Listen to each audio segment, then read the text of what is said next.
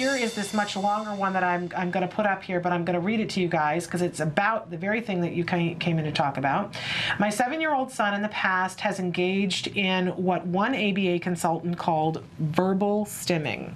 The teachers in school called it repetitive yelling or shouting. He would only do this at school or when he went outside. We used a social story, and that seemed to work. When we started homeschooling him, the verbal stimming virtually stopped last November. Now it has returned again with a vengeance. He doesn't do any verbal stimming at home, but he does when he goes into any new setting that has a classroom. I have noticed this because I like to take him to Vacation Bible School to work on social skills during the summer. Last night it hit a crescendo. Normally he will calm down within 10 to 15 minutes. He went nonstop for at least 45 minutes with verbal stimming. And I'm putting those air quotes there because she's got it there too, and we want to talk about that stim word. We couldn't even enter the building, and we used to come here every week. I tried several times. What can I do to help him? I'm going to show you guys this question so that you can see what I just wrote on the screen. And I want to just give a little disclaimer that we're always here to help and support, but I want you guys at home to realize that you could write us a small novel here and we're still not going to know everything, right? And we never want to be in a position where it seems like we are giving, you know, carte blanche, child-specific information, because that would be a disservice to the individual child. You understand that for somebody to really be able to determine what's going on, they're going to have to come and look at the situation, spend some time with the child.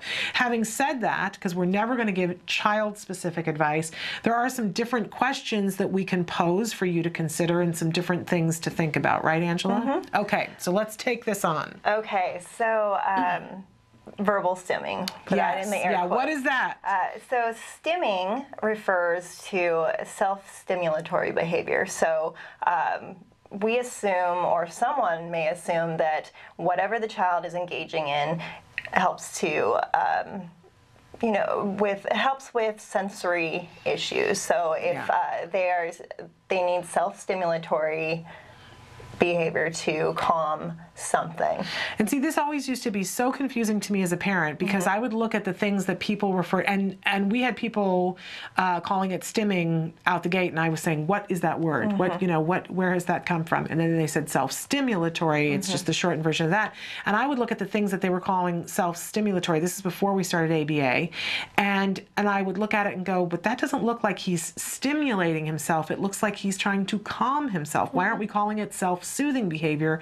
But in actuality, self-stimulatory isn't really the proper term for all of this, right? Yes, exactly. It would only be self-stimulatory if we conducted some kind of experimental functional analysis to determine what the function of the behavior was and if it was automatically reinforcing. Okay. I know that's a lot of words I just threw in there, but this is something we do for any behavior.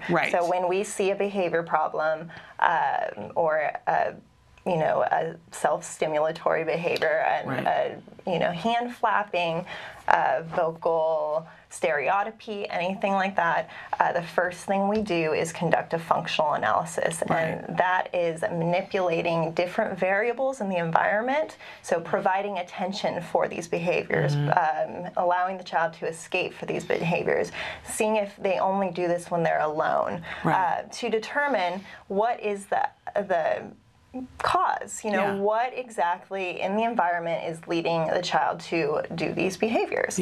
And we would say it's automatically reinforcing if the child engages in it a lot of the time, or when there are no other social consequences involved, when the child is alone playing by himself. We would say that would be automatically reinforcing, and that just means that something about the behavior the child likes, but it's not something we can necessarily observe. It might be internal. So we just refer to that as automatically reinforcing. So here's what's pivotal to me, because before I had heard all this on my journey through autism with my child, I'd heard about autism, and here's my child, and he's engaging in all these weird, odd behaviors, including my son loves vocal stereotypy and makes these very high-pitched R2-D2 noises that, he does all the time. And there was a part of me that I was like, oh, well, that's just the autism. And somebody would say, why does he do that? And I would say, just because. There's no reason for it. He just, that's not true though, right? Every behavior that our child does and does over and over and over again, there's a reason why. Sometimes we can't get into their heads and see what the reason is, but there is a reason. There is a payoff for that behavior, and we call it the function of the behavior. It serves a function in some way. It's doing something for or to the child, or they wouldn't keep doing it. And for us to have this idea of, oh, well, it's just autism, that's just going to happen, that is not productive thinking. It's not accurate. So we have to wipe that away and go, okay, I'm putting on my detective glasses here, putting on my Sherlock hat. There's a reason why the child's doing this. Even these funky, weird behaviors and noises and sounds, there's always a reason. Exactly. There is always a reason for it. And like I said, for automatically reinforcing behaviors, we might not see this in the environment. Right. So it's harder really why. then to figure out. Exactly. We don't have access to what it is exactly that's reinforcing. And, to an extent, we all do a little bit of this. Yes. Like we all, tap or click pens or numerous behaviors that are the same. They're reinforcing to us in some way, and that's why we keep doing them. Absolutely. So, when I'm concentrating on something, I'm somebody who, will frequently sit and rock in a chair, and I think about that and go, oh my gosh. But we all have something like that we do. So we're not trying to eliminate all of these behaviors. I think that's the other thing that parents think, oh, well, but my child hand flaps or my child hums. Is humming that bad? Do we have to take the humming away? No, in some cases you don't.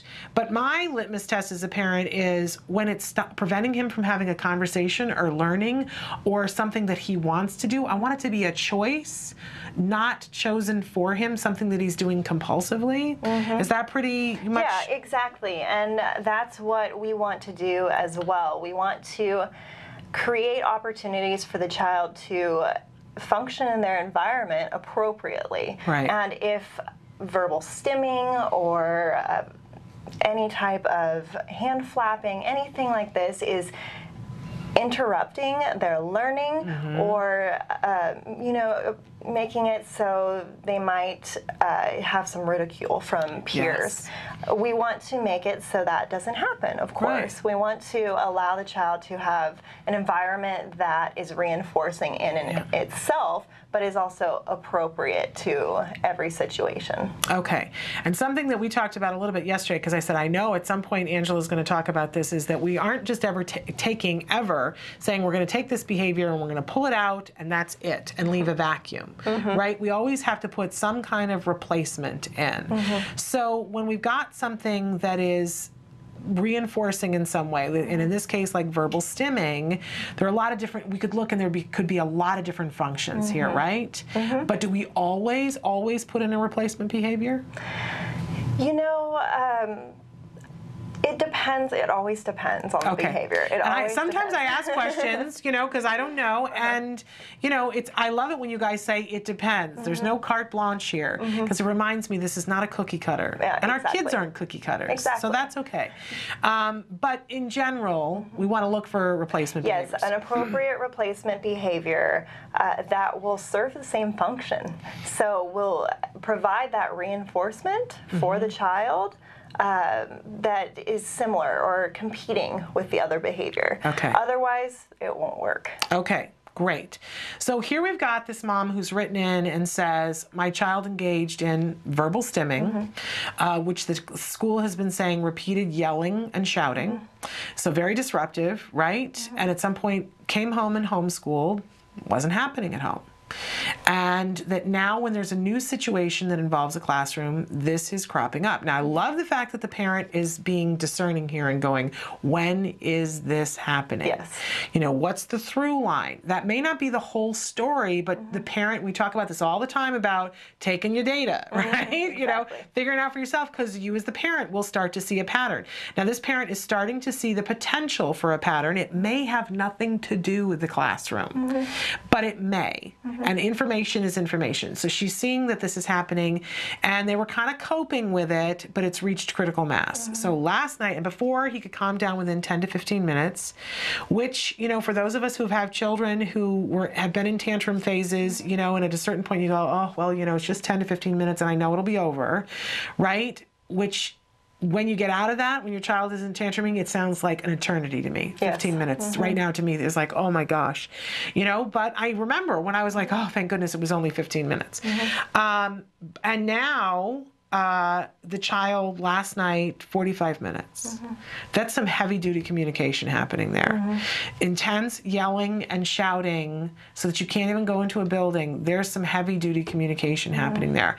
Now, you have no way of knowing what the child is communicating, but there are lists of possibilities of what kinds of things that they can be looking at, right? I mean, we always talk here about how there's 4 main culprits. When, you know, the attention, is it possible that this could be attention maintained? It could be possible. Of course, we don't have all the information. We'd have to observe this child multiple times and conduct, you know, experimental functional analyses where we manipulate the stimuli in the environment to see if that is what it is. But it could be any of those. It could be escape. It could be attention. And when someone labels it self-stimulatory behavior, verbal stimming, you would assume that they already came to the conclusion that it is automatically reinforcing. But it is important to take the data, look at the environment, see what is different in one environment as opposed to another, see what was happening with the child. Was it a couple hours since they ate? Or are they thirsty? Anything like that. Just take note of that stuff every single day. Look at what is different, what is new, what is happening, and of course contact a behavior analyst. And here, you know, what's interesting to me, and the first question that came to mind when I was reading it was, we heard a lot of information about, you know, that it's happening around specific locations, but I didn't hear a lot about what the consequence for it has been. And, you know, that what is interesting is that it sounds like, she says, we couldn't even go into the building last night. And what we see sometimes, and you brought it up, that sometimes a behavior is maintained by escape. And if I didn't want to, we have no way of knowing, right? And I just want to say that again and again. But if I didn't want to go into a building, and I really didn't want to go into a building, and if I screamed, you didn't take me into the building, I would scream and keep screaming. I would scream until I was exhausted, right? If I had no other way of communicating with you. But likewise, you know, it could be so many other things. Because it may be, there's so many different variables. It could be that as much as it's around a classroom, that they're being left without mom, and they want to keep access to mom. So you can't possibly know, but there are interventions for each one of those functions, and that's what I want you to know. But you're not going to be able to apply them with any efficiency until you know what the function of the behavior is. So that's what Angela was saying about get a BCBA and have them look at all these different things, because you can't, and as a mom, let me just tell you that, like, you know, I'm always looking for what the function of the behavior is, but when it's your own kid, you really, it's next to impossible. Really You're not going to be able to figure it out by yourself. You really aren't. You're going to need somebody else to come in and do that. But if they do, how likely is it that this behavior is going to change, and change quickly? Very likely, especially with consistency, and if the intervention matches the function, of course. So, and you will see this almost immediately, you know, within a day or two, you'll see the behavior start to decrease if the function matches. So it's really important to get that right. And if we're looking at a behavior and you do determine that it is automatically reinforcing, you'll be able to see pretty quickly if in a certain environment, or if providing attention, anything like that, changes the behavior. Very quickly. So again, we want to give them the BCBA site that they can go to and look for a BCBA in their area. And so tell me what that is again. It's BACB.com. BACB, no, BABC. Is that what it is? I'm sorry. I know it because we're BCBAs, that's right. Board Certified Behavior Analyst, but this is the Behavior Analyst Certification Board. Okay. BACB.org. Okay. So you can go there, find a BCBA, and get to work on this. So you can start to see a difference. Don't wait. Yeah, don't wait. I'm imagining if a child is screaming for 45 minutes, they're in some distress, and I can just imagine as a parent how much distress you were in, and not having access to a place that you have previously said you want to go to on a weekly basis. Really super important. Okay, we are going to get to some of the research that you've been talking about. We are, but I just want to say we've got some more questions and answers here. I just have to mark that one complete. Somebody wants to know how you can tell if your child has autism. You want to field that, or would you like me to run with it? You can go ahead and run with it. Okay. And I'll I would encourage you, if you're wondering if your child has autism, to first of all take a look at the DSM-4, which is the current criteria. You can go on Google and put DSM-4 autism, and you can take a look at something that you can also Google. We have covered on this show before what the criteria is. But I will tell you that as a parent, you are not going to be as objective as you need to be. But I would encourage you to contact your local, it depends in each state. It could be a regional center. It could be the health department. I know it's that in New York State. I would go on Google, find an autism support group in your area and ask them, where do I go for a diagnosis? You can go to your pediatrician. And if you notice, I didn't say that first. You can go to your pediatrician, but I can tell you that a lot of parents will tell you that they lost time because their pediatrician did not know the signs. That's just a deplorable to me. But I know I went to the pediatrician, and that cost me 6 months when my child could have been having therapy because the pediatrician said he's fine. He had lost all of his verbal skills, and she said he was fine. So unless you have a pediatrician that you feel really confident, and I'm going to guess if they didn't already say to you, you need to go, that they are probably not the person to go to. Go to a local support group, say, who do I go to for a diagnosis? In some states, it's free. So ask that local support group. Don't hesitate. You know, a lot of people go to get a diagnosis and get sent home and told, no, your child doesn't have autism. So, you know, get the diagnosis, or go and have them looked at. It may be that that's what you're dealing with, and if it is, you will be able to come to us and we'll tell you how to get started to give your child the appropriate help that they need.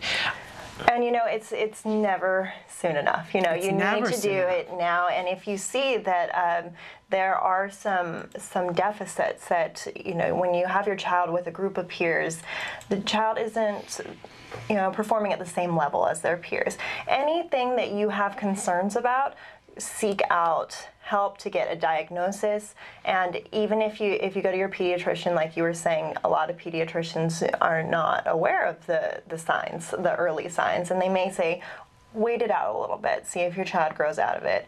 Go see someone else. Go see. Don't wait anything out. And there's no waiting it in out. California, it's regional centers, but it's, of course, it's different from state to state. So. It is. It's vastly different. But today, do it now. You can seek out a developmental pediatrician. They are qualified to diagnose.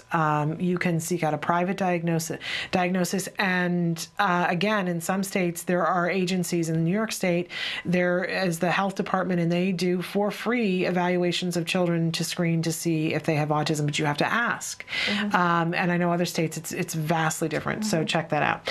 Okay, and we had the person who wrote in the verbal stimming question did a follow-up and said that they did leave. They ended up leaving last night, that they're planning on trying again tonight. And any advice? And I want to say, you know, I would encourage you today, like even if you have to leave the program right now and go call a BCBA and schedule an appointment, I would encourage you to do that. And if they're going back tonight, my first go-to would be take data.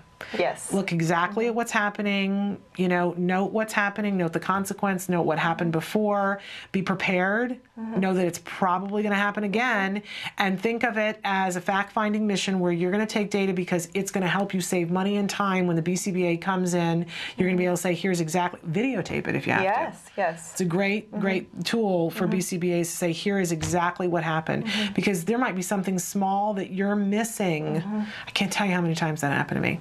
where I would go, well, it was this. And then the BCBA would come and go, well, there was this other thing going on that I didn't know, because I don't have 360. I lie to my son and tell him I do, that I have eyes in the back of my head. It's not true. So that's that. Anything that you would add to that? Just really note every single thing that you do. And when we say the consequence, we mean when the behavior happens, what happens right after it. So if he starts yelling, anything like that, do you say anything? Do you do anything? Do you move closer to him, farther from him? Do people move farther from him? Anything that's happening. And these aren't things that you readily think of. It isn't. You think, oh, I just need to stop it. I need to stop it now, and I'm going to try whatever worked in the past. But you need to note everything that's going on in the environment. And can I tell you how easy it is to miss something? My son was very big, and it's still an issue sometimes for him that he will do some verbal stim stuff. And I, thought I was taking all the data and that I was totally aware. And then Peter Farrig was with us once, and he said, do you realize that when your son starts to make those noises that you make a noise too? And I went, what? What are you talking about? And he goes, yeah, you go, oh, and I make this noise. I was not aware that I was doing that. So you'd be surprised. And I honestly, when you're kidding me, I want him to stop making a noise and I'm making a noise. Oh, no. And I wasn't even aware of it. So good luck, and let us know how it goes. And when you get the BCBA to come in, will you do me a favor and write us back and let us know what level of success you have? Because I feel for you. That's really, really rough. We had somebody respond to the Michigan thing, but I'm going to get to that in a couple of minutes. I'll tell you what let's do. Let's take a short break, and we're going to come back and have Angela tell us about some of this research that might also prove to be helpful to you. So stick with us.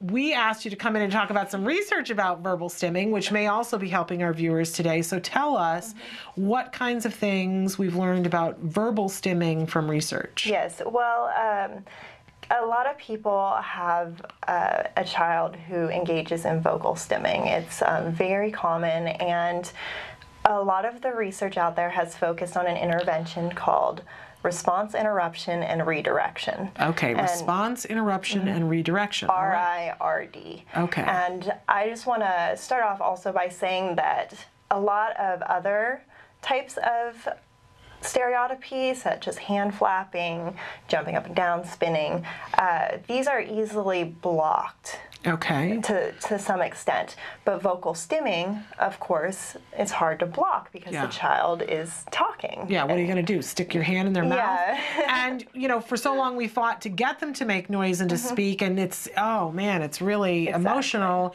when you're asking them not to. Exactly. Okay. So, and as many of you know, this interferes with conversation, social skills, learning in the classroom. It's a very, very, it's a very difficult behavior, especially with children who are school age.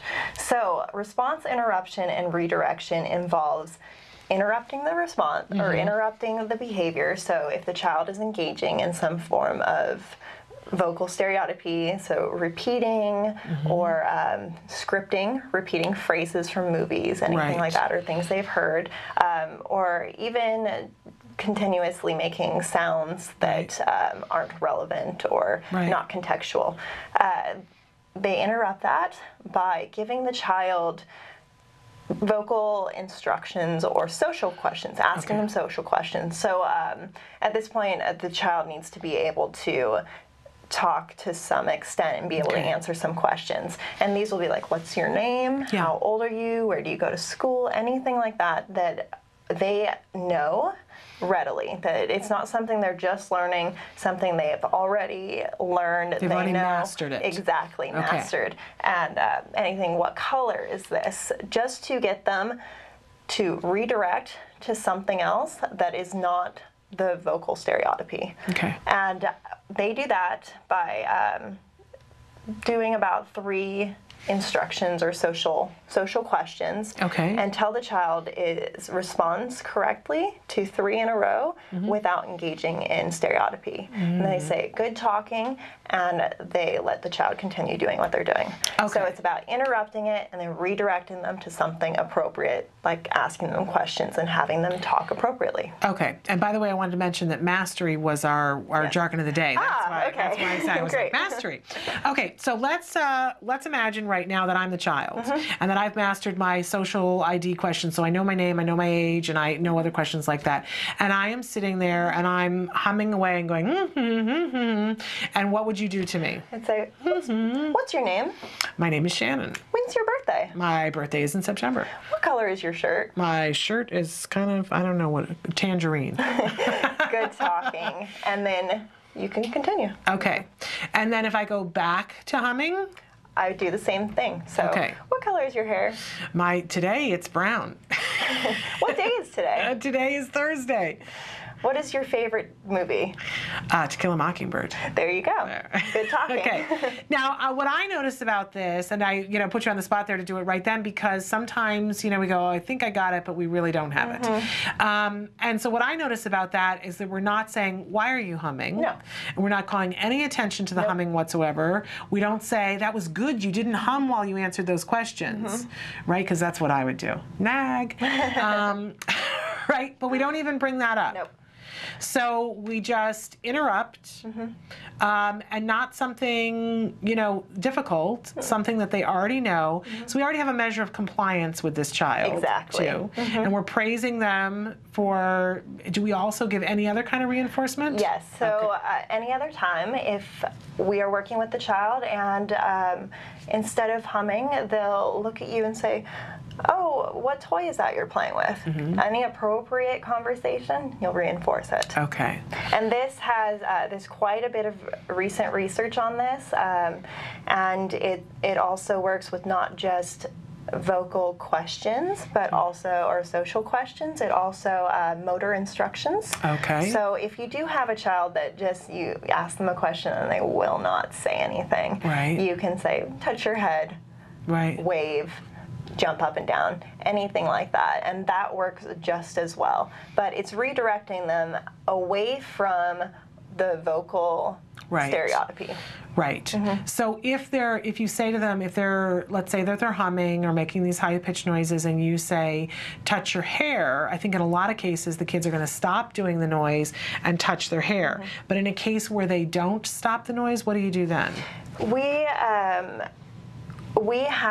I've done this clinically as well. Okay. So they don't really focus on that as far as the research. They don't go into extent about that. Most of the RIRD, that's the short term for research, uses social instructions. But we've used a mixture of both, and we've given an instruction, do it again without humming. Okay, so that would be the only instance in which you would draw attention to it. And I think it's really important too that when we're asking these questions, we're not asking like, would you like a cookie? Because we don't want to run the risk of making the child think that in any way pairing up that I was making this noise and then I got a cookie for it. Right, so that question we don't want to be asking, those kinds of questions. Exactly, and that's why it's just social praise that you give them after complying with the instructions. Good talking. Good job. Thank you. Whatever it is, social praise. And then if they do engage in appropriate manding, which is just asking questions and or just engaging with you in conversation, you can provide them with a larger reinforcer. Okay. So the 3 questions that we're asking in the beginning, we want to give the praise for it, but if they abandon and don't go back to the whatever the verbal stimming was and further engage, that's when we're going to bring out the big guns reinforcement. Exactly. And this works very well. Okay. So a really important thing, but a couple of things to go back to. This is if the function of the behavior has already been determined that it is self-reinforcing, automatically reinforcing. Exactly. So it's not going to work if the child's doing it to escape. Nope. And if you do not determine this in the beginning, a lot of these studies will run a functional analysis in the beginning, determine that the behavior is automatically reinforcing, and then move ahead with the treatment. Right. Because if it is socially reinforcing, and you start talking to the child after they engage in vocal stereotypy, it will just increase. It's going to get worse, right? This is why you got to know what the function of the behavior is before you put the intervention in place. And also, whenever we do these kinds of things, as we mentioned a little bit, there are prerequisites to it. That if, you know, for this particular intervention, if you're doing the questions, the social ID questions, then they have to have already mastered those. And you already have to have compliance. If you have a child who, and we talked earlier today about compliance, that's why it's up on the screen here, you want the child to enjoy complying, and when when the child enjoys complying and you already have that on board and they know I get reinforced when I comply, they're going to be happy and willing to comply in that moment, and you're going to be able to reduce that type of stereotypy. If you don't have compliance, you're going to find yourself really, really frustrated. So if that's the case, then you're not going to target this behavior in this way right now. You're going to go back and work on compliance. And there have been a couple other studies that have shown that music or toys that make some kind of auditory sound, you know, anything like that, that those also may reduce vocal stereotypy. Really? So there was one study where they actually had the child, a couple different children, listen to either white noise, music, or their own vocalizations. And the music and their own vocalizations produced the greatest reduction in vocal stereotypy. And this is not contingent on anything, not like they engage in it and then they get to listen to music. They just have headphones on while they're playing, anything like that. And this worked really well for the children that they did this with. But of course, a child can't wear headphones in school. Right. A child, when he's with his peers, shouldn't be listening to music in headphones. He should be engaging with his peers. Right. So if you're concerned maybe your child is playing alone, and he engages in a lot of stereotypy when he's playing with his toys alone, maybe look into getting some toys that have that auditory stimulation. Or put on some music and see what happens. Of course, this may not work for every child. You know, you have to take every child individually and see what works for them. But RIRD is one of the leading procedures. But tell me what it stands for again. Response interruption. And redirection. And redirection. Okay. RIRD. All right. I'm interrupting and then redirecting. Exactly. That I can remember. Yep. Angela, thank you so much. This was a wealth of knowledge, all of which I want to process. And we'll be joined with you again in 2 weeks because we're not here next week. Wonderful. And if you have questions in the meantime, you can write into the show. Emily will be here, and she knows where Angela is. And so there's the email address that you can write into the show.